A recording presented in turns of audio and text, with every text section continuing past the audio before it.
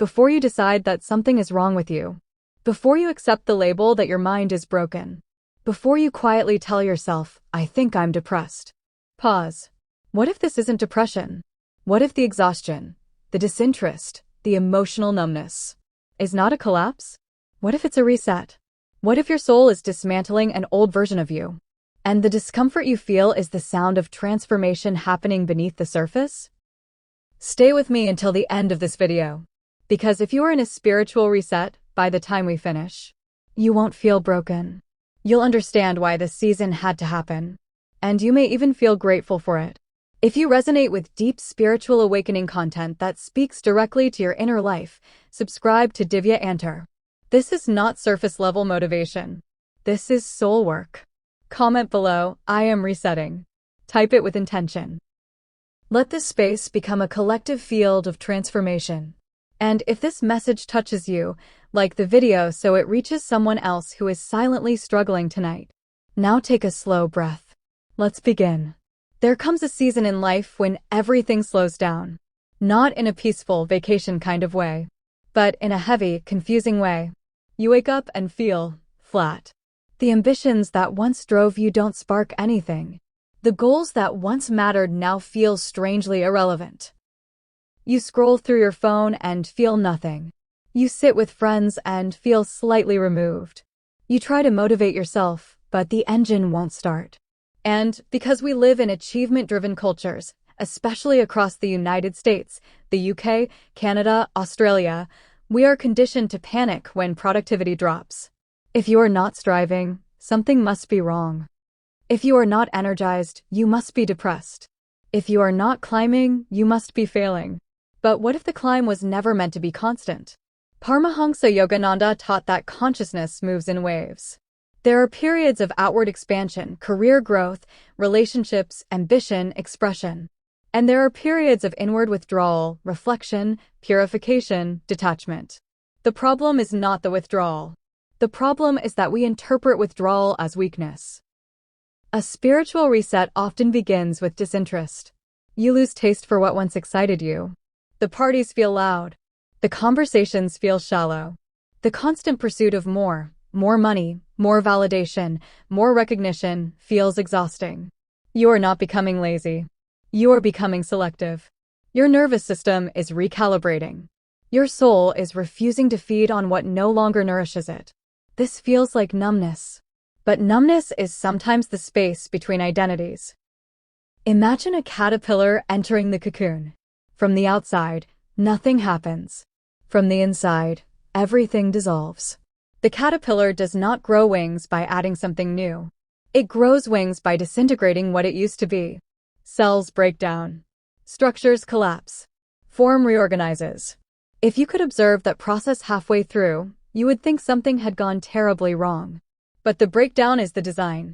Many of you are in that cocoon stage. You don't recognize yourself.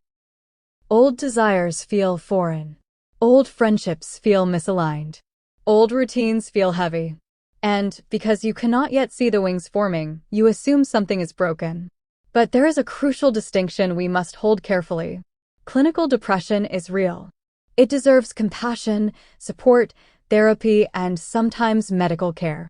If you are experiencing persistent hopelessness, inability to function, overwhelming despair, or thoughts of harming yourself, please reach out to a qualified professional. Spiritual language should never replace responsible care. But not every dark season is pathology. Sometimes it is purification. A spiritual reset carries a subtle awareness beneath the fog. You may feel heavy, but you're observing the heaviness. You may feel detached, but you're aware of the detachment. There is an inner witness watching the shift. That witness is consciousness expanding. During a reset, motivation disappears because your previous motivations were ego-driven. External validation loses its power. Comparison becomes unbearable. You can no longer chase things just to prove something. Your system rejects performance. You grow tired of explaining yourself. Tired of competing. Tired of pretending to enjoy what drains you. This exhaustion is not weakness. It is truth surfacing. Yogananda spoke of interiorization, the turning of awareness inward. When the senses lose their grip on you, The outer world temporarily loses its flavor. You are not broken. You are withdrawing energy from illusion.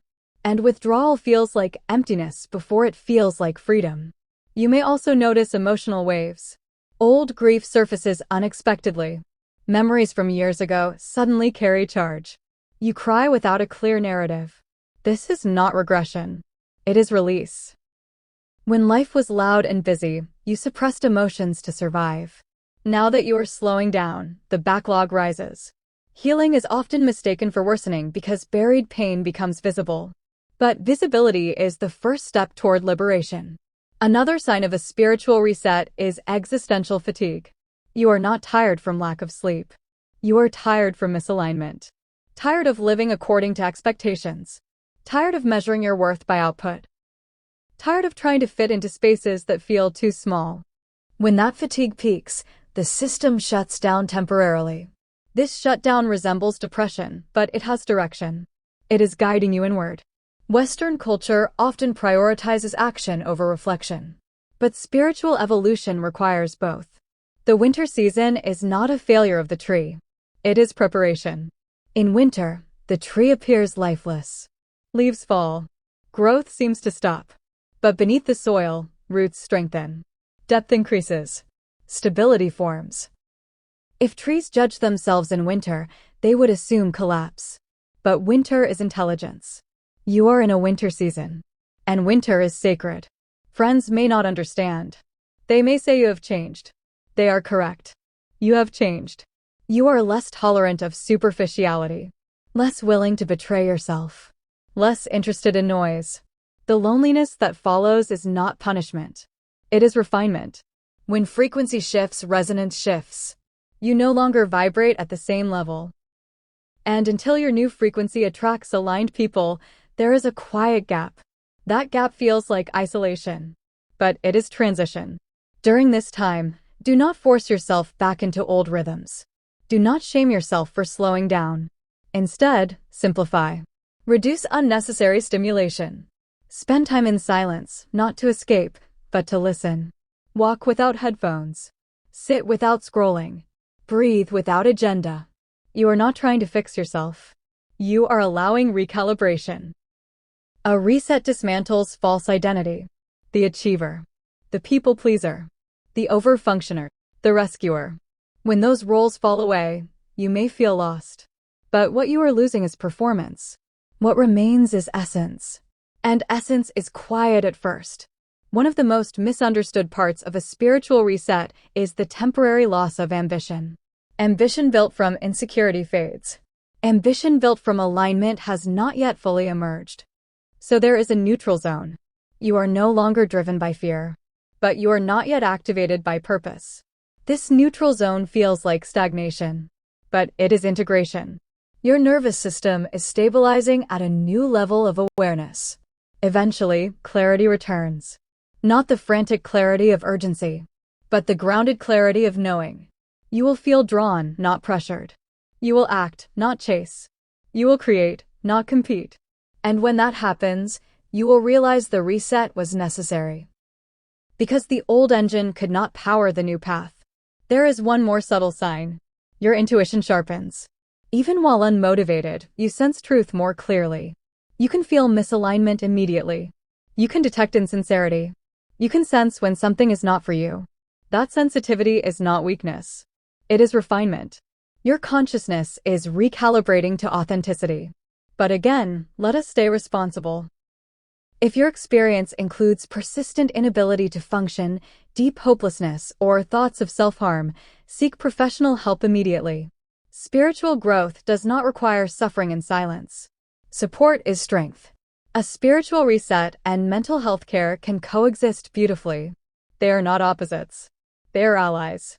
As this season progresses, you may begin noticing subtle shifts, moments of unexpected peace, brief sparks of curiosity, a desire to read, to learn, to change direction. Do not rush them. Allow them to grow organically. The dawn never argues with the night. It simply arrives. And one day, you will look back at this period.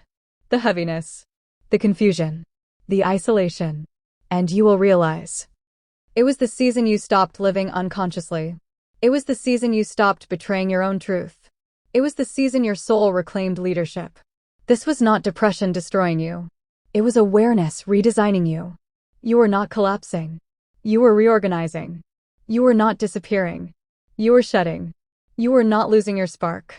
You were stabilizing a deeper flame. And when that flame stabilizes, it does not flicker with every opinion. It does not depend on applause. It does not require constant motion. It burns steady. If you are in that dark, quiet space right now, do not rush to label it. Observe it. Care for your mental health responsibly. Stay connected to supportive people, but also remain open to the possibility that something sacred is unfolding beneath the discomfort. Sometimes the darkest room is not a prison. It is a womb. And what feels like an ending is actually the redesign of your entire inner architecture. You are not broken. You are resetting. If this message resonated with you, subscribe to Divya Antar. Comment below, I trust my reset. Let others know they are not alone. Share this video with someone who needs to hear that their darkness might be transformation. Your reset is not random. It is preparation. And you are becoming someone your past self could not yet imagine. Stay steady, stay aware, and trust the process unfolding within you.